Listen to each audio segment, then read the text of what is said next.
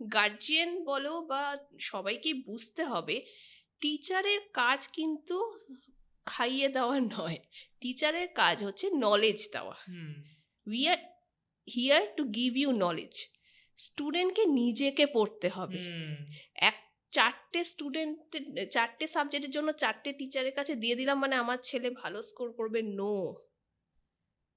ওকে নিজেকে পড়তে হবে। Our duty is to give guidance guidance.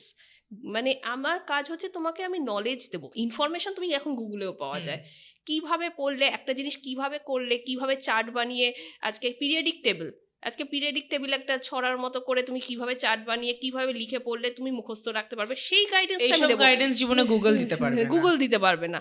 কিন্তু আজকে হাইড্রোজেনকে কিভাবে ফর্মুলা মনে রাখবে, নাইট্রেট কিভাবে মনে রাখবে, সেগুলো আমাদের কাজ।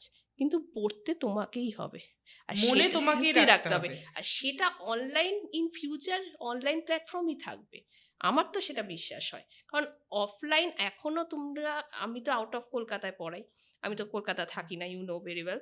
তো কলকাতায় এখনো বাড়ি বাড়ি গিয়ে টিউটার পাওয়া যায়, আউট অফ কলকাতা পাওয়া যায় না।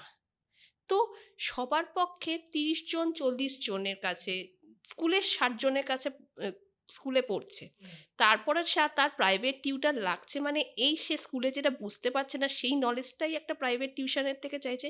এবার প্রাইভেট টিউটারও যদি 30 জন একসাথে পড়ায়, আমি তাদের কোনো দোষ দিচ্ছি না, দে আর অলসো প্রফেশনাল, তাদেরও কাজ এটা। এবার তার মধ্যে থেকে স্টুডেন্টরা ভালো স্কোর করছে, বাট সবাই তো একরকম হয় না।